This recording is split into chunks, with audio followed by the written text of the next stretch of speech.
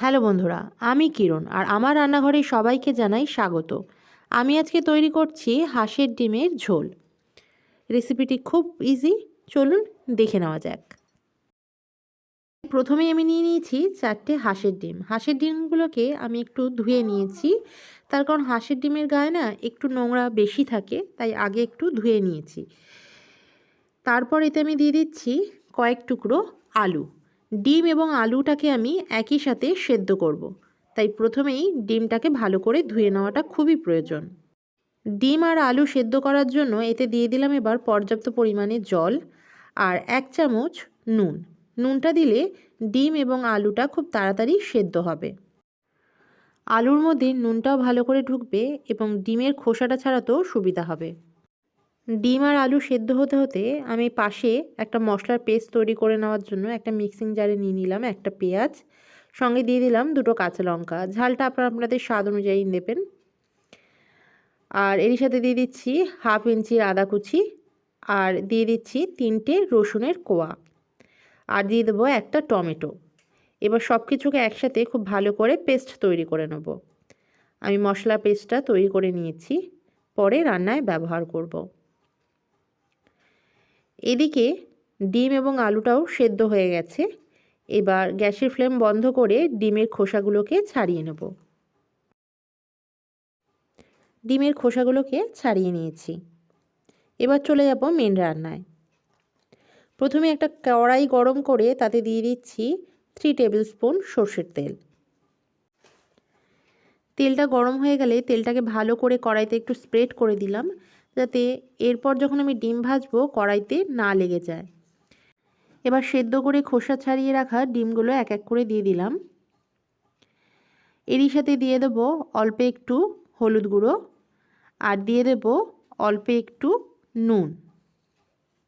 এবার হলুদ আর নুন দিয়ে এটাকে ভালো করে ভেজে নেব।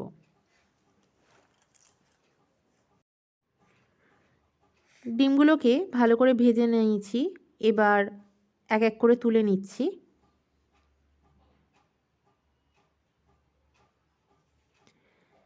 এবার এই তেলে আমি আলুগুলোকে ভেজে নেব, তাই আলুগুলোও দিয়ে দিলাম।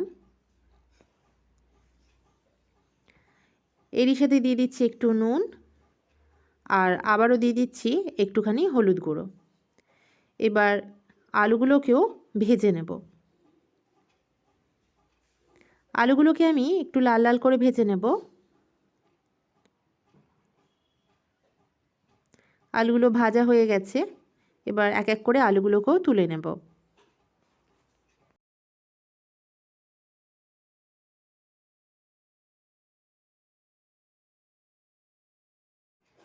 এরপর কড়াইতে দিয়ে দিচ্ছি একটা গোটা পেঁয়াজ কুচি করে নিয়েছি, দিয়ে দিলাম।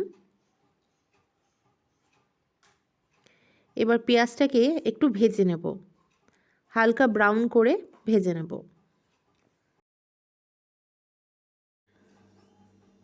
পেঁয়াজটা হালকা ব্রাউন করে ভেজে নিয়েছি। এবারেতে দিয়ে দিচ্ছি 1.5 টিস্পুন কাশ্মীরি লঙ্কার গুঁড়ো। তেলের মধ্যে এইভাবে কাশ্মীরি লঙ্কার গুঁড়ো দিলে কালারটা খুব ভালো আসে। আর দিয়ে দিলাম 1 টিস্পুন হলুদ গুঁড়ো, দিয়ে দিচ্ছি 1 টিস্পুন লাল লঙ্কার গুঁড়ো। লাল লঙ্কার গুঁড়োটা ঝালের জন্য দিলাম, যে যেমন ঝাল খেতে পছন্দ করেন সেই অনুযায়ী দেবেন।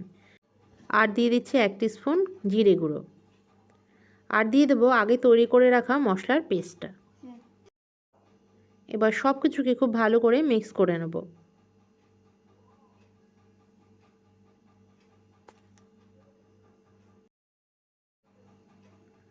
এবার এরই সাথে দিয়ে দেবো স্বাদ মতো নুন।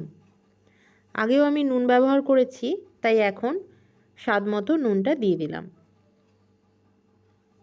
এবার ভালো করে কষিয়ে নেব যতক্ষণ না পর্যন্ত মশলাটা থেকে তেল ছাড়ছে। দেখুন মশলাটা থেকে তেল ছেড়ে এসছে, মশলাটাও এক জায়গায় হয়ে গেছে। এবারেতে দিয়ে দিচ্ছি 1 কাপ জল। যে যেরকম ঝোল খেতে পছন্দ করবেন সেই অনুযায়ী জলটা কম বা বেশি করে নেবেন। এবার আমি এটাকে ভালো করে মিক্স করে দিচ্ছি। এবার ঝোলটাকে একবার ফুটিয়ে নেব। ঝোলটা ফুটে উঠেছে, এবার এতে আগের থেকে ভেজে রাখা ডিম এবং আলুগুলো দিয়ে দেব।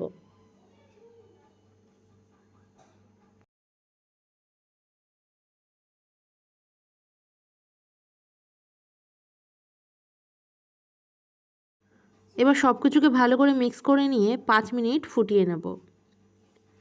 5 মিনিট ফুটিয়ে নিয়েছি মিডিয়াম ফ্লেমে। এবার এতে দিয়ে দিচ্ছি 1/2 টিস্পুন গরম মশলার গুঁড়ো। গরম মশলা দিয়ে আরেকবার ভালো করে মিক্স করে নেব।